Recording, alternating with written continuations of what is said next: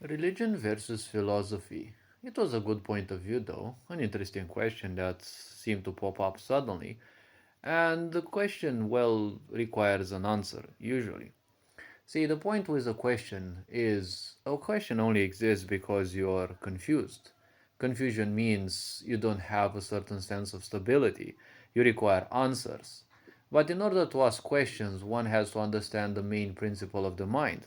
The mind is kind of always confused because haven't you observed, even when you know everything to the best, finest details, when you have all your plans arranged, especially for people who are very cerebral, haven't you noticed that there is still confusion? You're still 100% sure, but you know, there is always room for more confusion. That is how the mind functions. See, why I see each of these in a way different is because some people say religion is nothing else but a philosophy.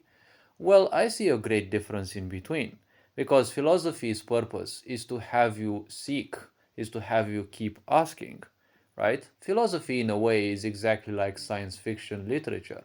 Well, the real one, because science fiction literature is supposed to make you ask yourself more questions.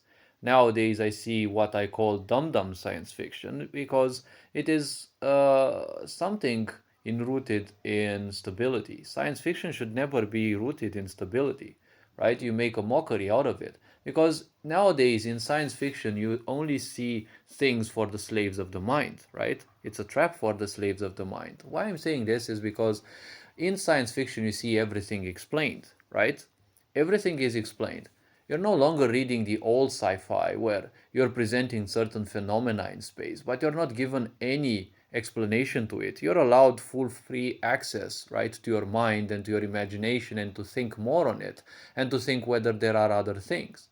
But when society is supporting slaves of the mind, well, they will aimlessly wander around because confusion will always tear them down. When you are a slave of a tool which makes you greater, right? Well, that is a problem. It's like a king who's only seeking the crown. He's only interested in keeping the crown, not in the responsibilities that has. If you're a human being, you have access to this huge mind that we have. It comes with great responsibilities. Look around you. All the people around you, they're suffering the misery of karma. They don't know how their mind functions, how to make use of it, how to make use of their emotions. That's why they're struggling. So the main difference that I see, the problem is with religion. Religion is a set of beliefs and principles. But the problem with it is that it is exactly like dumb dumb sci-fi. It gives you everything on a plate. There is nothing for you to question, and worse than that, it became pretty quickly a business. A business means you have set rules and principles that you must abide to, and if you don't, well, you should be punished. The problem with religion is it gives you everything on a plate. How can you be sure that things simply cannot be otherwise, right? How can you be sure that one specific human was given a specific set of ideas by the entirety of creation, right? The embodiment of what we call creation. Philosophy at least gives you ideas. There have been numerous philosophers, and look at them. They all seem to be wise, but look at most of them. All of them say, "Oh, we're so wise, we are this, we are that." They have come with all sorts of interesting quotes and viewpoints on life. But many of those simply seem to have one point in common. Most of them say they cannot understand women, for example. Well, here am I thinking that, well, who am I to say that? But I've always said women are usually easy to understand, at times quite way too easy, because there is one simple parameter you have to take into account. Are they wounded mentally or emotionally, or are they functionally functioning in the right way? Because this is a great question that, well, enables you the other parameters. Then it's an easy dive because women are easy to understand. They're very vocal, but not in, with their specific voice. See, voice is energy, and they're very vibrant. If you're sensitive to certain ideas, you can understand that. And even if a woman doesn't talk to you, she can be very noisy, especially if she is emotionally wounded, let's say. They're going to be very vibrant and such. It's exactly in a way like philosophy, right? Nothing is necessarily uh, nailed in, or let's say, nothing is fixed in philosophy because you're just mingling with ideas and probabilities and possibilities. So many people have tried to ground themselves in philosophy, but it's not going to work. All of them, you see, they try to reach something, but there is no actual specific conclusion. There is no necessary, palpable proof. When it comes to religion, it seems to have all the palpable proof, but it can easily be dismissed.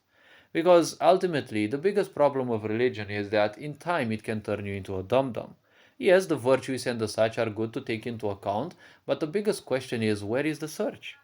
Because religion, like everything else, when it becomes big enough, it will automatically become a business because so many people will see the profiteering behind it, will see the possibility to profit out of other people's search for mysticism, right? Because in an attempt to reach the absolute, you can go on the religion part, which is the easy part. Everything is put out for you in a certain way, which most likely is not reality. Or, well, you can go the philosophical side, which gives you no grounds, no foundation, no nothing.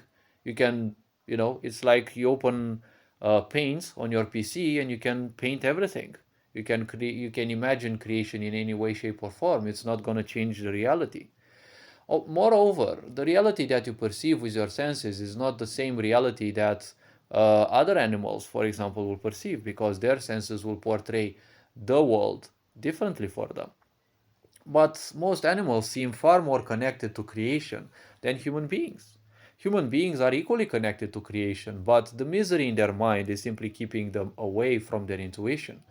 Once you disconnect yourself from intuition, you end up like all those miserable sops saying that women are hard to understand.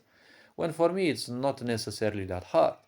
It's always hard to sift through one's madness and, misery and gibberish of the mind because, it's like sorting through a pile of trash.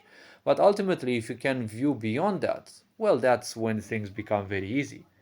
Now, philosophy, as I said, is very easy in a way because you can imagine anything. The biggest problem with philosophy is you end up caught in the misery or whatever you have created, right? Because out of philosophy, you might pull out a religion.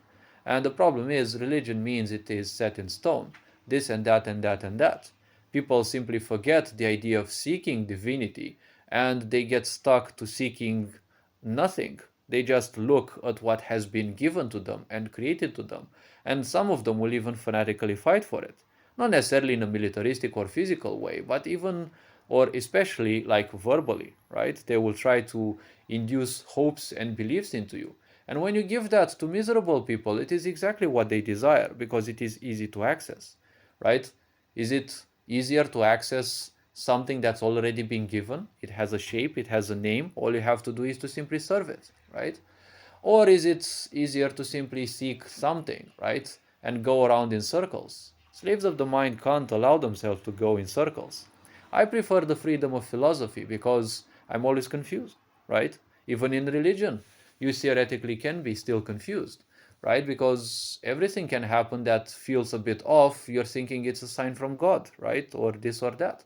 But when it comes to philosophy, well, at least philosophy reminds you that you're confused.